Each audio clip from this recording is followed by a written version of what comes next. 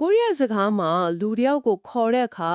နာမည်ထက်အသက်တို့ယာထူးတို့မိသားစုအဆင့်အတန်ကိုတက်ခေါ်တာကပို့အရေးကြီးတယ်လို့ကြားဘူးတယ်ရှင်ဒီနေ့လေးလာမယ့်အပိုင်းမှာ EPS topic တင်ရိုးထဲက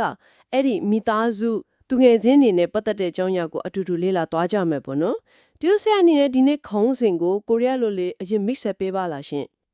ဟုတ်ကဲ့ဗျာဒီနေ့ခေါင်းစဉ်ကတော့가족과 친구 가족과 친구 가족과 친구ဖြစ်ပါတယ်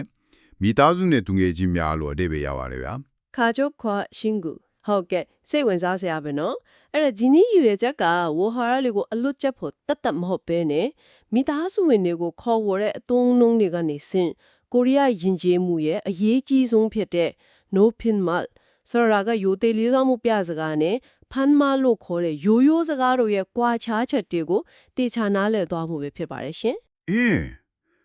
တကယ်ကိုရေးကြီးတဲ့အပိုင်းပါပဲဘာသာစကားတစ်ခုကိုလေ့လာတယ်ဆိုတာအဲ့ဒီလူမျိုးတွေရဲ့စဉ်းစားတွေးခေါ်ပုံကိုလေ့လာတာနဲ့အတူတူပါဗျာအထူးသဖြင့် EPS topic စာမေးပွဲမှာဆိုရင်ဒီလိုမိသားစုအခေါ်အဝေါ်တွေရိုသေမှုပြစကားတွေကနေစဉ်ကိုရီးယားလို့ခွင့်ယဉ်ကျေးမှုနဲ့အထက်အောက်ဆက်ဆံရေးတွေကိုပါနားလည်နိုင်မှုစမ်းသပ်လေ့ရှိပါတယ်ဟုတ်တာဗောကျမအနေနဲ့လည်းဒီအသစ်ဆန်းတွေကိုလေ့လာဖို့အသင့်ဖြစ်နေပါပြီရှင်ဆက်လိုက်ကြရအောင်နော်ဆက်လိုက်ကြအောင်ဗျာအပိုက်တဲ့အနေနဲ့မိသားစုခါကြုတ်ကြောင်စမယ်ဝဟာရတခုချင်းစီကိုကျွန်တော်က3ခေါက်စီဖြည်းဖြည်းချင်းအတန်းထွက်ပြမယ်ပြီးရင်နောက်ကနေလိုက်ဆိုပေးပါဗျာပထမဆုံးစကားလုံးကအဖိုးကိုပြောတာပါဟာရာဘောဂျီဟာရာဘောဂျီ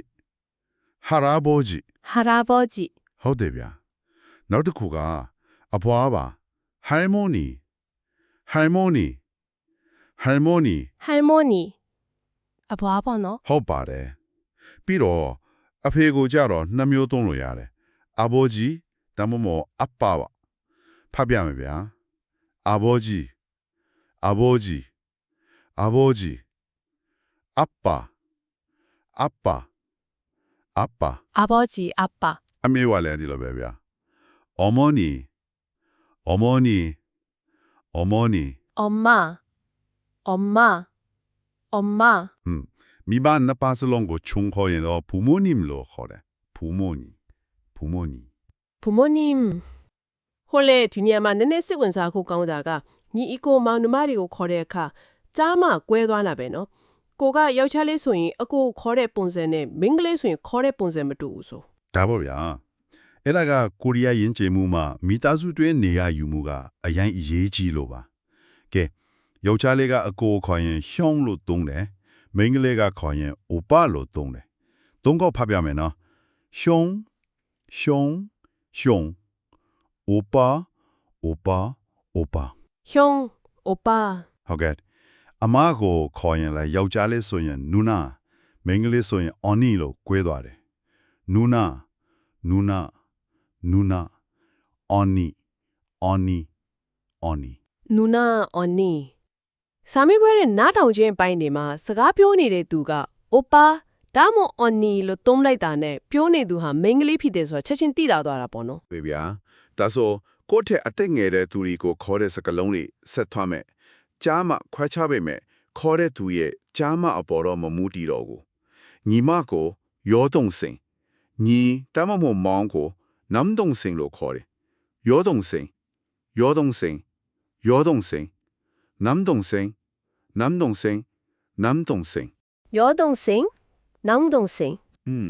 စနီတီကိုကြတော့အာနေခင်ပွန်းကိုနမ်ဖြွန်လို့ခေါ်တယ်အာနေအာနေအာနေနမ်ဖြွန်နမ်ဖြွန်နမ်ဖြွန်အာနေနမ်ဖြွန်ဟုတ်တယ်ဗျာသူတို့နေမွေးရတဲ့သားကိုအာဒသမီးကိုတတ်လို့တုံးတယ်အာဒအာဒအာဒtal tal tal အာဒtal နောက်ဆုံးအနေနဲ့ရေဘေးအောက်ဖြင့်ညီအကိုတွေကိုရှုံးကျညီအမတွေကိုချားမယ်လို့တုံးလုံးလေးရှိပါတယ်ရှုံးကျရှုံးကျရှုံးကျချားမယ်ချားမယ်ချားမယ်ရှုံးကျချားမယ်တော်တော်များများတော့ရသွားပြီရှင်ဟုတ်ကဲ့ဒါဆိုရင်လူတွေကိုဖော်ပြတဲ့အခါတုံးတယ်ဝေမိုးဝဆောင်းချောဆိုလိုတာကရုပ်ရှင်ထန်တာနဲ့ စေရိုက်လက္ခဏာတွေကိုအပိုင်းနှစ်အနေနဲ့ဆက်ပြီးလေ့လာကြည့်ကြရအောင်ဗျာ ကောင်းပါပြီရှင် ယောဂီအတွင်ပြင်နဲ့ပတ်သက်ရင်လာပတီကိုရေပူတာလို့တုံးတယ်ရေပူတာရေပူတာရေပူတာ ရေပူတာ ချစ်စရာကောင်းဒီကိုကြတော့ခီယပ်တာပေါ့ဗျာခီယပ်တာခီယပ်တာခီယပ်တာယောက်ျားလေးတွေကိုဖော်ပြတဲ့နေရာမှာတော့ခဏဒီစတိုင်ကြဒီကိုမော်ရှိတာလို့တုံးဒီချော်မော်ဒီကိုဂျိုက်ဆန်ကေတာလို့တုံးပါတယ်မော်ရှိတာမော်ရှိတာမော်ရှိတာဂျိုက်ဆန်ကေတာဂျိုက်ဆန်ကေတာဂျိုက်ဆန်ကေတာ မော်ရှိတာခြိုင်ဆန်းကြီးတာဒီနှစ်ခုရဲ့ခြားနာချက်ကခြိုင်ဆန်းကြီးတာကတကယ့်ကိုမျက်နှာကြောက်ချောင်းမောတာကိုရည်ညွှန်းပြီးမော်ရှိတာကတော့ဝတ်စားဆင်ရမှုနေဟန်ထိုင်ဟန်ဆွဲဆောင်မှုရှိတာကိုပြောတာပေါ့နော် မှန်ပါတယ်ဗျာဒါဖြင့်ရုပ်ပိုင်းဆိုင်ရာဖော်ပြချက်တွေဖြစ်တဲ့ရက်ရှည်ဒီကိုခိကခုတာရက်ပူဒီကိုခိကချက်တာလို့တုံးတယ်ခိကခုတာခိကခုတာခိကခုတာခိကချက်တာခိကချက်တာခိကချက်တာ ခိကခုတာခိကချက်တာ ပြီးတော့ဆမ်မင်းရှည်ဒီကိုမော်ရီကကေတာဆမ်မင်းတိုဒီကိုမော်ရီကချိုက်တာလို့တုံးပါမော်ရီကကေတာမော်ရီကကေတာမော်ရီကကေတာမော်ရီကချိုက်တာမော်ရီကချိုက်တာမော်ရီကချိုက်တာ မိုရီကကျူတာမိုရီကဂျပ်တာ ဟုတ်ပြီဗျာအခုဆဲလက္ခဏာတွေဆက်သွားမယ်ပျော်စရာကောင်းဒီကိုဂျေမီတာ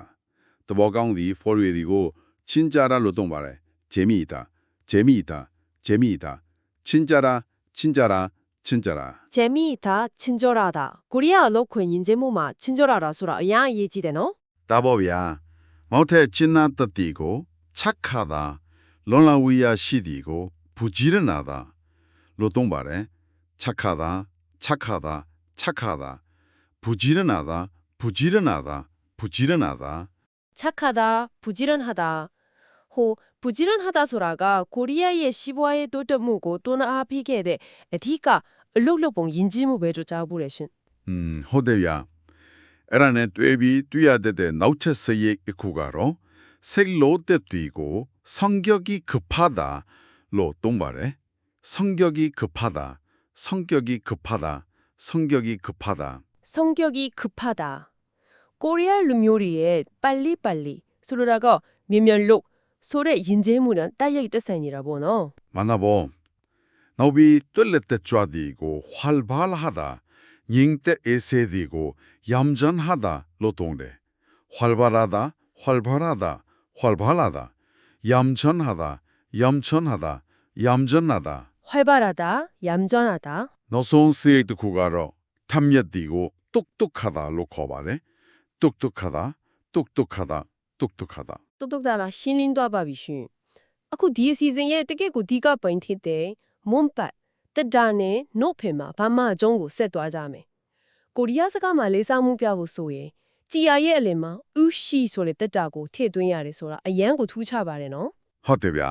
ကတားနေရမှာကိုထက်အသက်ကြီးသူယာသူကြီးသူဖြစ်နေရင်အဲ့ဒီတတာကိုမဖြစ်မနေထည့်ရပါတယ်ဥပမာ읽다ဖတ်တယ်ဆိုရင်읽으세요 다마모 읽으십니다လို့တုံးပါတယ်읽으세요 읽으세요 읽으세요 읽으십니다 읽으십니다 읽으십니다 읽으세요. 읽으십니다. ကြည်ဒီဆိုတဲ့ပိုတာကိုလည်း보세요ဒါမှမဟုတ်보십니다လို့ပြောင်းသွားကမျိုးမှာ보세요 보세요 보세요 보십니다 보십니다 보십니다 보세요. 보십니다. 콜레 뜻조사 갈롱디 소인 난니요 지야데바 롱하고 어떤 병도나 묘시잖아. 예 시대ဗျာ다가စိတ်ပိုင်းဆိုင်ရာလေးစားမှုအကွာအဝေးကိုဖန်တီးလိုက်တာပါဥပမာနာမည် irim ကနေ성함အဖြစ်ပြောင်းသွားတယ်အသက်나이ကနေ연세အိမ်ချစ်ကနေ tech အဖြစ်ပြောင်းသွားတယ်ဖတ်ပြမယ်ဗျာ irim 성함 irim 성함 irim 성함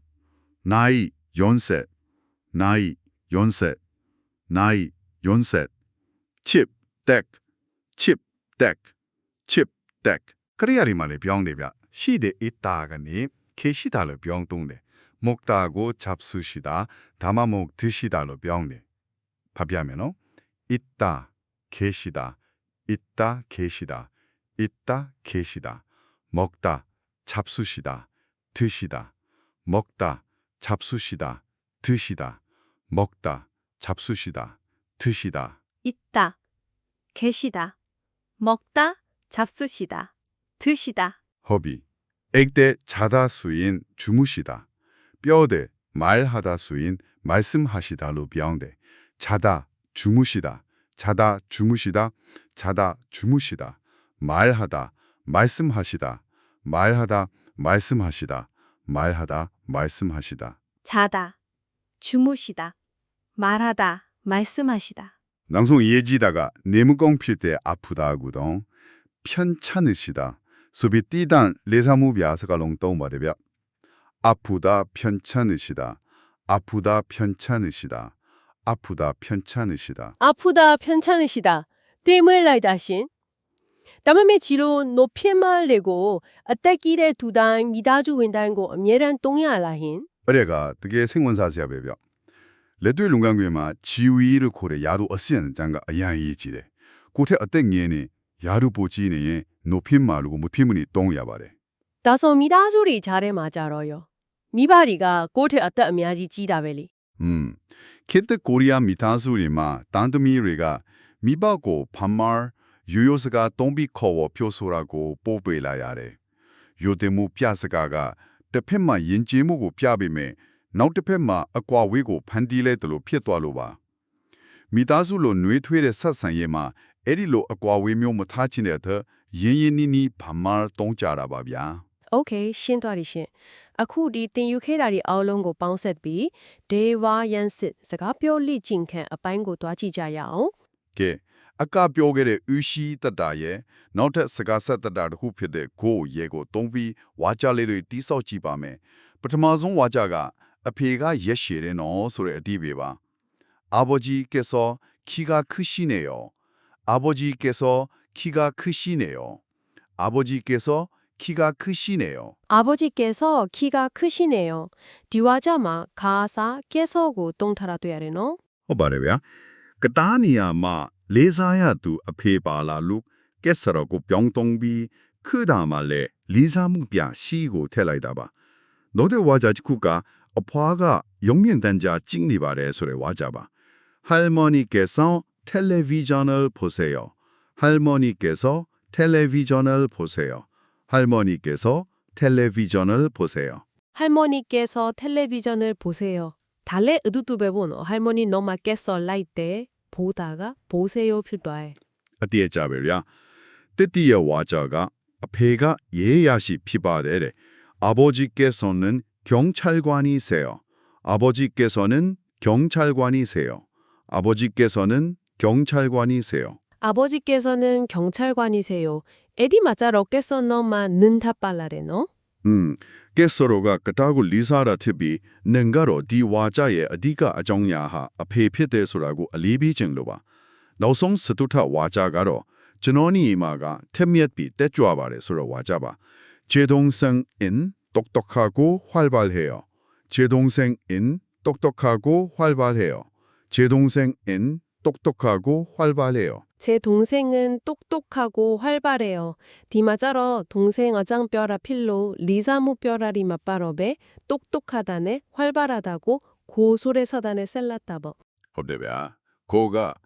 어철렌 넣고 도모혹 넣고 때 보라리고 세사베데 세가시 더다 필바래 게 디니의 수인의무가로 뜨개고 삐손 롱러모 시바래 워하러리 알로제프 때때 뭐호베 아체 아욱 세생이 유대무 뼈징의 띠무이무레고 봐 미엔되게 야바래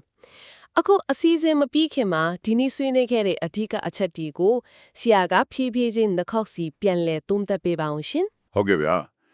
미다수 바이네스 하면은 가족, 가족, 할아버지, 할아버지, 할머니, 할머니, 아버지, 아버지, 아빠, 아빠, 응, 맘미니 바비, 어머니, 어머니, 엄마, 엄마, 부모님, 부모님, 형, 형, 오빠, 오빠, 누나, 누나, 언니, 언니, 허계신, 여동생, 여동생, 남동생, 남동생, 아내, 아내, 남편, 남편, 아들, 아들, 딸, 딸, 형제, 형제, 자매. 자매. 너 때반가 욕센 탄단에 세야이디 보노? 허대ဗျာ 예쁘다, 예쁘다, 멋있다, 멋있다, 귀엽다, 귀엽다, 잘생기다, 잘생기다, 키가 크다, 키가 크다, 키가 작다, 키가 작다. 머리가 길다. 머리가 길다. 머리가 짧다. 머리가 짧다. 호밥이. 지하의 라카나를 사면은 찐메이다. 찐메이다. 친절하다. 친절하다.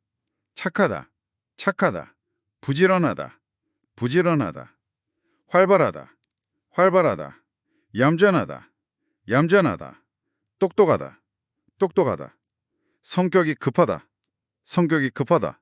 အရေးအကြီးဆုံးဖြစ်တဲ့ယိုတင်မှုပြောစကားတွေဆက်ပါအောင်ရှင် 이름, 성함. 이름, 성함. 나이, 연세. 나이, 연세. 집, 댁.